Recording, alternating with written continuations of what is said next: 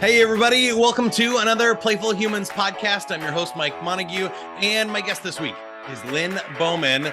She is author of Brownies for Breakfast. We're going to be talking about playing with your food. I am super excited about that. You can find the book on Amazon, or you can go to her website, lynnbowman.com. I'll put that in the links below and sign up for her list there where you can get more information. If you would like more info on Playful Humans, ideas to be more creative, help adults rediscover the power of play, or just meet some other cool, playful people, go to playfulhumans.com and take a personality quiz, join the club, do whatever you need to do there to have more fun in your life. Here we go. Don't wait for tomorrow.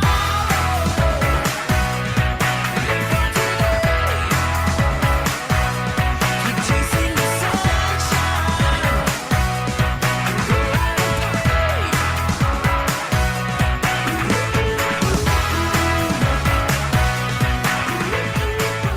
All right, Lynn, we did it. We like to start with the joke of the week here. The joke of the week is brought to you by Frisbees. I was wondering why this Frisbee kept getting bigger and bigger, and then it hit me. Okay, here's the official joke of the week. This one's for you. I just finished writing my book on penguins, and my publisher said it would have been much easier if I had written it on paper. Yeah. All right. We did it. I guess let's start and just tell us about your book, Brownies for Breakfast. You had me at the title. I don't need to know really anymore. I'm already sold, but I'm guessing there is much more to that. Well, there is more to it. It's actually, Mike, it's the subtitle is a cookbook for diabetics and the people who love them.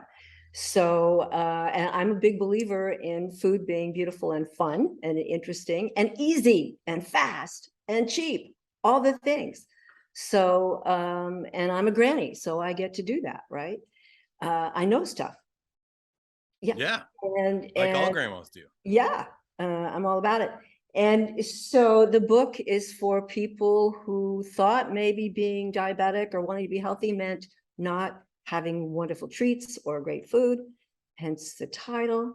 And I think everyone should be able to have pink frosting and sprinkles when they want, right? Yes. Yeah. So I wrote the book because nobody else did. So there you are. I had to do it.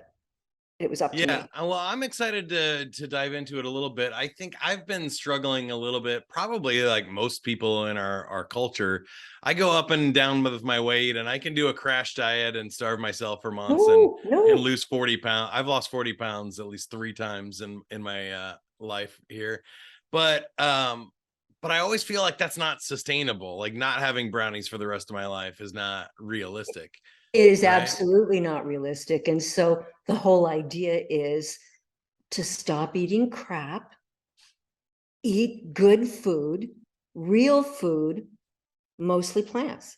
There it is, whole answer. But I did it in a book just so it would feel more official.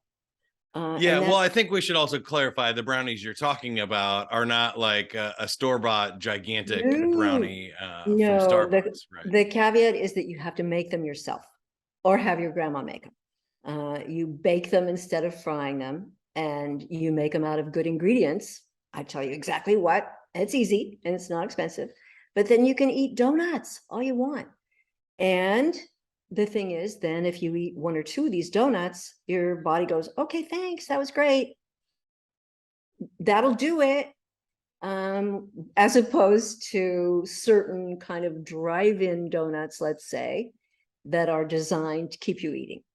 So, which is a real problem. It is a real problem. And I think before I do want to ask specifically about the diabetic part, but I think I love your approach to food and that it being playful and that people should have sprinkles and donuts. When did you start playing with food, and have you always loved to cook and do this, or was this something that you found along the way? Well, kind of, yeah. And it's a survival skill. I mean, you know, I didn't have any money and I needed to eat. And so the way you do that is you figure out how to make good food from inexpensive ingredients and do it fast. And then time went on and I became the mother happily of 3 kids, but then I was a single mom. So now it was, boy, howdy, I had to really get good at putting it on the table, making it happen fast, affordable. And then I also had the joy and the responsibility of teaching kids how to be part of this whole process, which I find now parents don't do so much anymore. Speaking of play, at our house, shopping was play because we had to do it together, right? So, okay, kids, we got a scavenger hunt here. Find the cereal with no sugar in it, of course, which was impossible. But they learned very young to read the ingredients and to find things and so on. And I find that that's a thing that needs to be taught a little bit now. People have gone away from cooking their own food. They're driving through, they're buying it in a box or a bag or whatever, and so everybody's fat. And there is a huge epidemic, this isn't news to you, of diabetics. And it used to be called adult onset diabetes, and now kids are diabetic, type 2 diabetic with it. Yeah. And it's nothing more than food and movement. That's what it is. So when you so that relates to play in a very distinct way, because we've always associated food with fun, with celebration, with play. But I would like to convince folks, not easy, that it doesn't have to be full of sugar and grease to be celebratory and fun and delicious and easy and familiar and all those things. So Yeah. it's food culture in a way that we've lost, our foodways.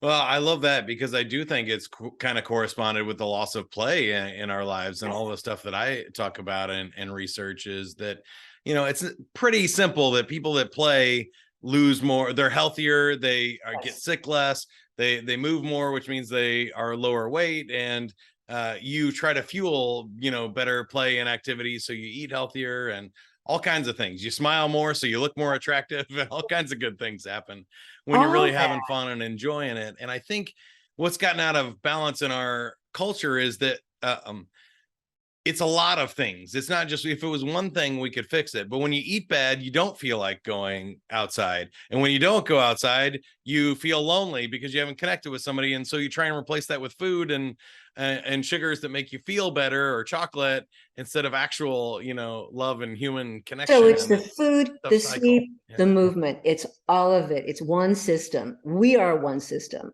Our community is one system. So we have to start thinking about it that way. Absolutely. And you can't play if you can't move, and you can't move if you don't fuel yourself with actual food. Yeah. So I have a tough question for you, and I don't know how you're going to answer, but I have been at different points in my life somebody who is measuring, looking at the ingredients and stuff, like paying attention to calorie counting and other things. And I feel like sometimes that's not healthy. And then I know some people like cook by very specific measurements, and some people are like, throw it all in there and work out the balance. Which I'm a side do messy you cook. I'm a lazy cook. land? So the book is very forgiving. I mean, literally, there are recipes in there with 2 or 3 ingredients, but it's stuff that maybe you didn't know. You didn't think, oh, you mean I just need to put that with that, and it makes a great sauce? Yeah, that's it.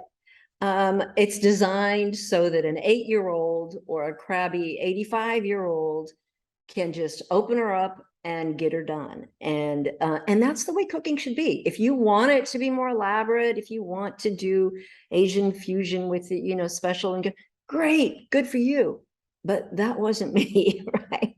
I just wanted to put something yummy on the table pretty quick. And I spent a lot of my life highly budgeted, let's say.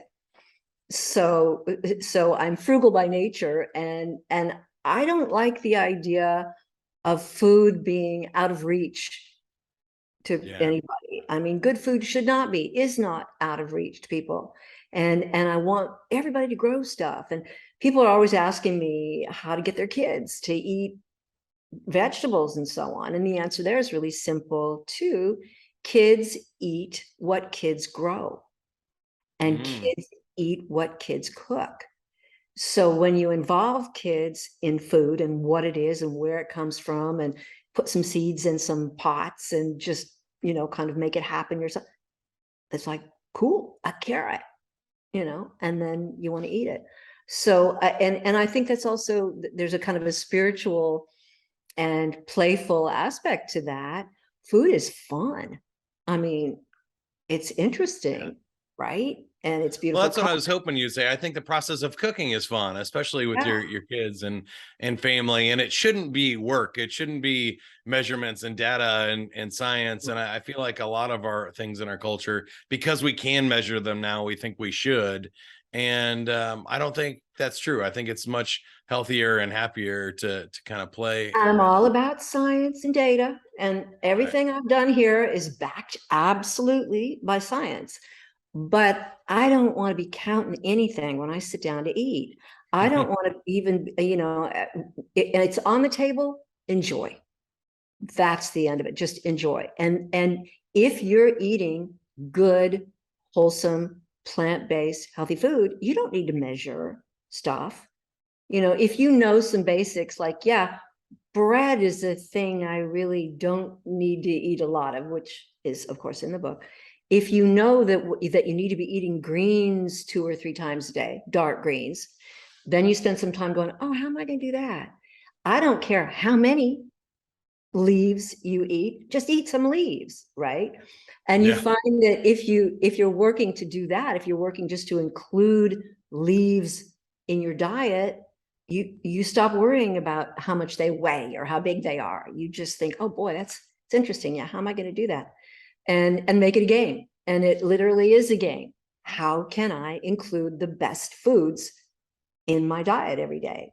It's not what you don't eat, really. It's what you do eat, and what you eat every day. So I don't measure things. I don't weigh things typically. The book has recipes. If you're baking something, Yeah, you for sure. Yeah. have A a little pretty more specific. yeah, but they're very forgiving recipes, and nothing in there that you need to like do a lot of prep for, or blanch things, and then foam things and so on. You don't need any special equipment. You could buy everything at the thrift shop, which is another great way to play. I mean, one of my favorites, certainly. My whole house is decorated, by the way. And the book has pictures. I was asked by some early readers to include my house in the thing. And Yeah. so I did, which is kind of weird, but I thought, okay, I'll play. And I realized that most everything in my home had been salvaged, or kind of brought in off the street or repurposed or whatever, which is also a great way to play and fun, making new things out of old things. Yeah, I love that. All great tips for people for sure. Now, one more question on measurement, and I guess we'll transition to the diabetes topic, which is obviously most people are measuring their blood sugar a lot and being very careful about things. So, are you diabetic, or you love someone who is? How do you manage that? And what's different about these recipes than you would find in any other book? Okay, And yes, yes, yes. And I specific about have that part. even something more exciting to say, which is, and I'm proud to say I'm 76 years old as of this recording. And I say that because people have this kind of odd idea of what elders are like, right? Or what aging is like. And diabetes, we were always told, well, it's a progressive disease. I'm sorry, Miss Bowman, it's just not going to get any better. It's going to get worse. And so there you are. And you walk out of the office going, wait, what? And I have known that I was type 2 diabetic since I was in my 40s. I am now no longer in diabetic territory. My blood work comes back right at the tippy top of normal, right at the kind of, but you know what? That beats the crud out of progressive. It didn't. Yeah, you congratulations on that. you That's good. can fix it. You can do it. And it's nothing more than eating the way I tell you. You have to eat the way I tell you, and playing and moving and sleeping. And what's different about my book is that one, it's fun. You'll find, Mike, you're gonna enjoy it. It's kind of funny. I've got stories in there. And it is something you can absolutely live with forever. I mean, it's the way everybody should eat. Got heart disease, got liver problems, got money problems, got romantic problems, all solved in the book, I promise you. Wow, that's really That is, cool. Awesome yeah, stuff.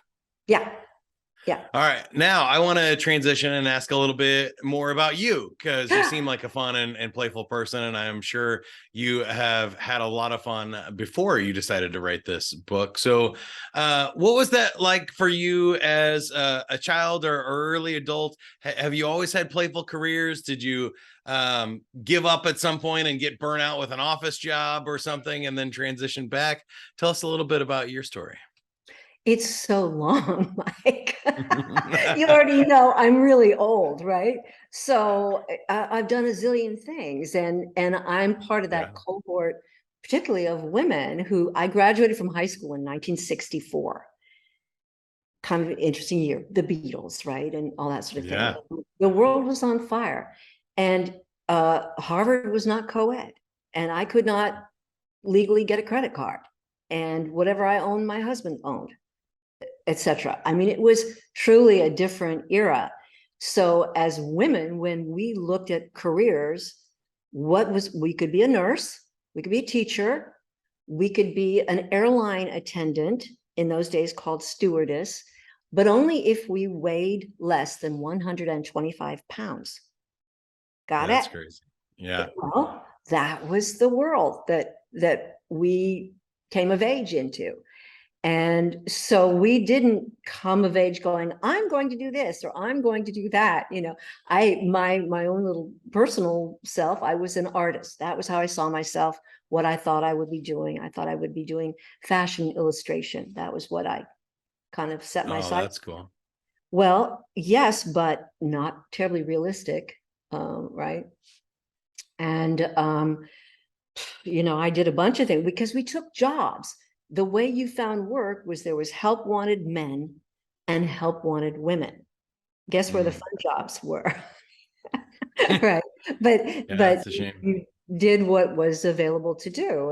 And my answer was always yes, okay. Yeah, I can do that. Yeah, you figure it out, you do it. And I eventually found my way into advertising.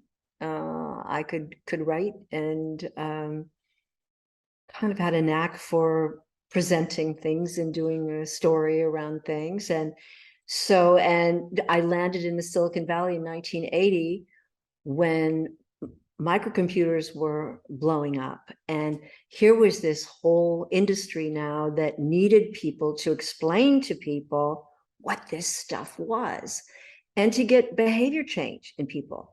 Because, and it's weird to think about it now, but back in the day, even in 1980, men did not want to put their fingers on a keyboard. A keyboard was a thing that women did. That was women's work. So now I'm saying, okay, here's the keys to the universe in this little computer, but you have to put your fingers on the keyboard. And I mean, honest to God, you had executives everywhere going, not me, you know, give it to her, right? I'm not gonna do it. So our job in the creative industry was to help get all kinds of behavior change so that people would adapt to these new technologies. And that was interesting and fun and playful. I remember one of the headlines was scrolling down Fifth Avenue because people didn't know. I mean, the whole idea of shopping online. Whoa, what? Right? I mean, even into the 2000s and stuff, it was still people are like, no, that's crazy. They're just Yeah, gonna, no, never steal it or happened. not Right? ship it to you. How can you not try on clothes and stuff? Yeah, yeah. Yeah, So, crazy. so it was fun and interesting, and I got to work with really playful, interesting people because that was our job, was to turn this into play, to take it out of the technology realm and turn it into something fun and, you know, creative. I So relate to that a lot. I've always considered one of my strengths in my career is translating nerd to human speak, and so I there can you go. definitely speak nerd. I have built over 200 websites, I've written programs and stuff, but I've always found it to be more fun to actually communicate in a way that other people can understand and not to confuse people, but to make it simpler for them. And it is an art form. Even creative It's a big writing and challenge. copywriting and stuff is an Yeah. art and a creative challenge. Yeah, it's fun. It's a big challenge, but working and in those days, it took a room full of people to do a thing. There was a photographer, Yeah. there were lighting people, there were costume people, there were makeup people, there were recording people. I mean, to record anything, you had to have a room full of big equipment that, went around and around. You had to have an engineer and all this stuff. Now it's you're doing it alone.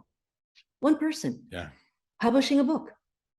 It's one person basically. Well, I with this book, I did it with a designer friend of mine that I love and who's very talented and creative.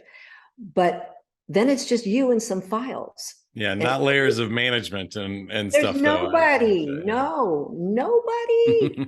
So that keeps catching me by surprise is how much we have now pushed so many people out of the process, and it's just you and a machine of Yeah. some I think it can be lonely too. I've been trying to connect with more people, especially post pandemic here. Is I really struggled I've been working remotely for 7 years. So it wasn't that much of a change kind. for me. But then everybody else went remote, and um all of the fun that I had that was my get outside time, for parties and travel or things like that was sucked out. So it made it even worse kind of there.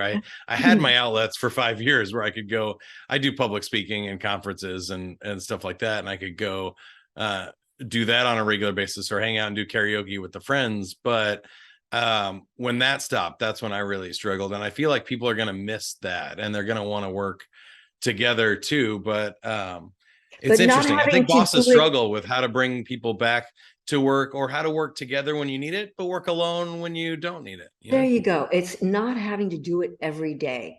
That's a Yeah. good thing. And of course, again, speaking of old feminist battle axe here, women never had the freedom to be at the office all the time, the way they were expected to be at the office all the time.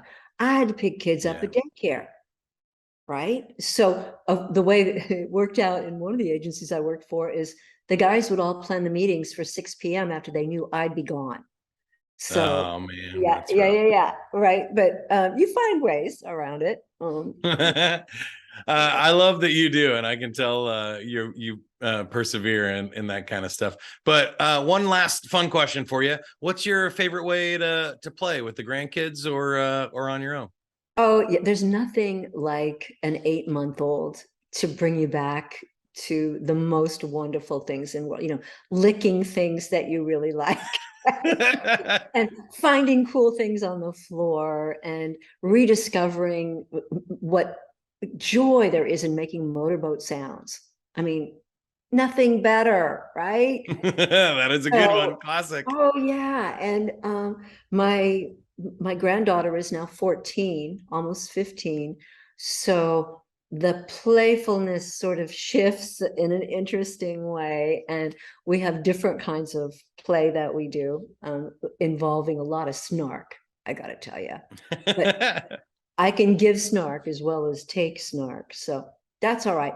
But the little tiny ones, I mean, come on, that's just, oh my gosh, it's just, It is so great. Never underestimate the power of like peekaboo or a silly face. Like always good times. Putting things on my head is usually yes, a winner yes, with my nieces and nephews for yes. sure. All right, now speaking of which, are you ready to play a game? Okay. All right, you look a little nervous, but we're gonna do it. We're spinning the wheel and seeing which game you land on. You got survey says. Survey says I have 3 questions here. We asked 100 people, so the top 5 or 6 answers are on the board. If you get one of them in 2 out of 3, you win. Okay. Name a kind of place where time seems to pass very slowly. In line, anywhere. That is true. A lot of these are lines. I'll take it, but doctor and hospital, number one, school and work in there, and then church, airport, and traffic. So I feel like traffic and airport are both because of the lines, really. Name something like blushing that gives you away when you tell a lie. What gives you away when you tell a lie? But what if you don't tell lies? Okay, wait. What would give somebody else away? Okay, what would give somebody else away?